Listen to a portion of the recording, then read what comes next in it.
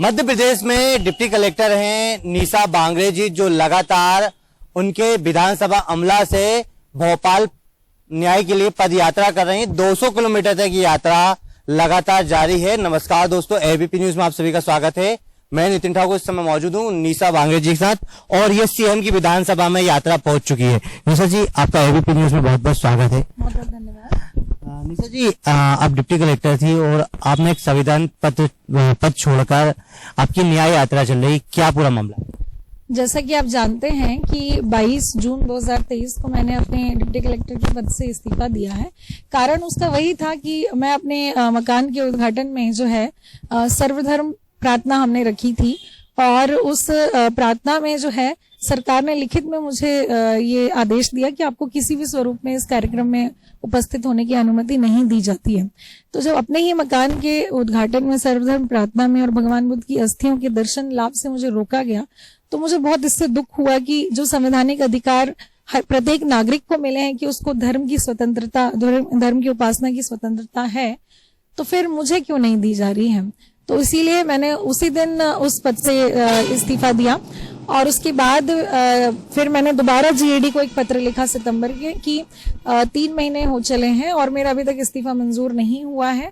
अब मैंने ये सोच लिया है कि जिस तरीके से मानसिक और आर्थिक प्रताड़ना सरकार के द्वारा की जा रही है, ना तो मेरा इस्तीफा स्वीकार किया जा रहा है, ना ही मुझे मेरी सैलरी मिल रही है, तो इस तरह का जो मानसिक आर्थिक प्रताड़ना मुझे सरकार के द्वारा दी जा रही है, तो अब मैंने विधायिका में जाने का फैसला ले लिया है। अब मैं आगामी विधानसभा चुनाव लड़ना चाहती हूँ, और उसके लिए हमने सरकार से यही कहा है कि आप मेरा इस्तीफा जो है मंजूर करिए, क्योंकि बीजेपी से जिनको टिकट देनी थी, आपने देखा होगा 39 उम्मीदवारों की जो पहली सूची निकली थी, उसमें एक डॉक्टर को, टीचर को एक ही दिन में उनको टिकट भी दे दी गई, बीजेपी ज्वाइन करवा दी गई, और जो है वो वहां से उनको टिकट दे दी गई है।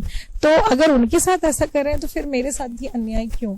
एक तरफ जो है सरकार महिलाओं को राजनीति में आरक्षण देने की बात कर रही है, और इस बिल्कुल, और दूसरी तरफ मेरे साथ इस तरीके का दोहरा जो चरित्र है वो सरकार को नहीं अपनाना चाहिए। हम बिल्कुल परेशान हो चुके हैं 3 महीने से इंतजार कर करके, और अब हमारे पास कोई रास्ता नहीं था।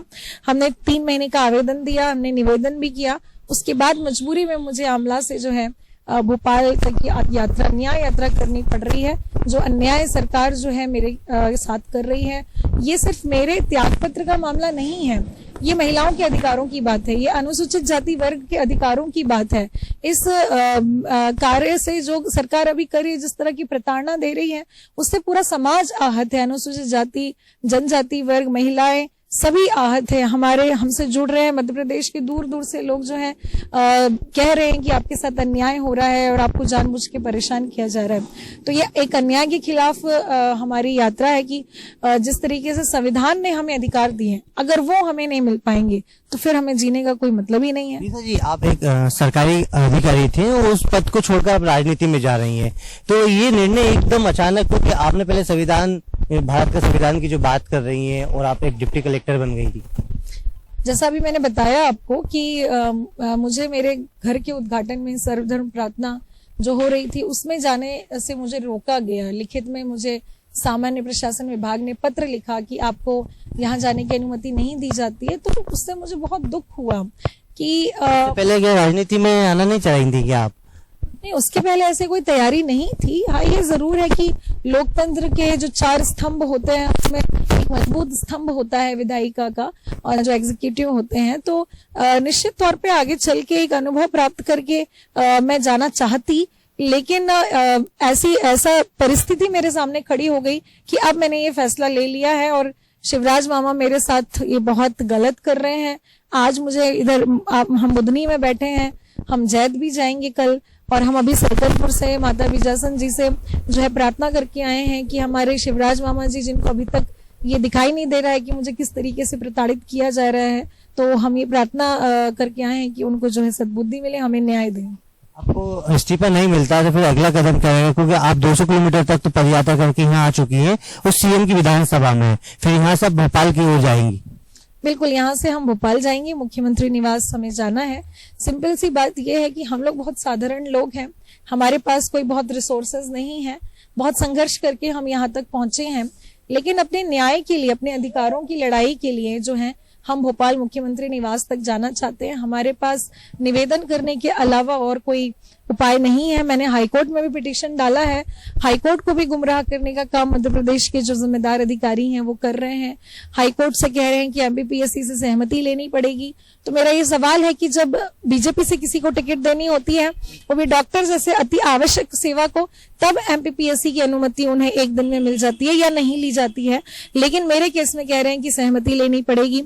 हाईकोर्ट ने 10 दिन का समय दिया है कि आप ये खत्म करिए जो इंक्वायरी आपने इस कार्यक्रम के ऊपर में लगाई है। लेकिन फिर भी सरकार की मंशा जो है वो मेरे लिए बिल्कुल भी मतलब मेरे पक्षपात पूर्ण है मेरे साथ में।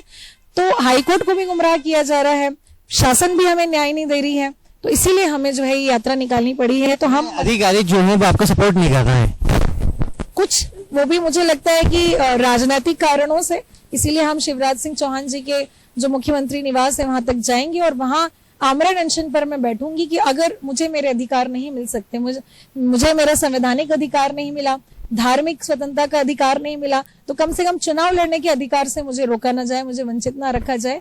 ऐसी मांग लेकर के मैं मुख्यमंत्री निवास जाऊंगी। और अगर मामा जी नहीं मानेंगे तो आमरण अनशन पर बैठकर अगर मुझे अपने प्राणों को भी त्यागना पड़े तो मेरे लिए कोई बड़ी बात नहीं होगी। कुछ दिनों बाद आचार संहिता लगने वाली है, फिर आचार संहिता आ जाएगी तो फिर कैसे बैठ पाएंगे आप? ये तो अधिकारों की लड़ाई है ना, ये अधिकारों के लिए हम मामा जी के पास जाएंगे। 18 साल से मुख्यमंत्री का राज है और भारतीय जनता पार्टी की सरकार है, लाडली बहना एक योजना भी चलाई है, तो क्या लग रहा है आप?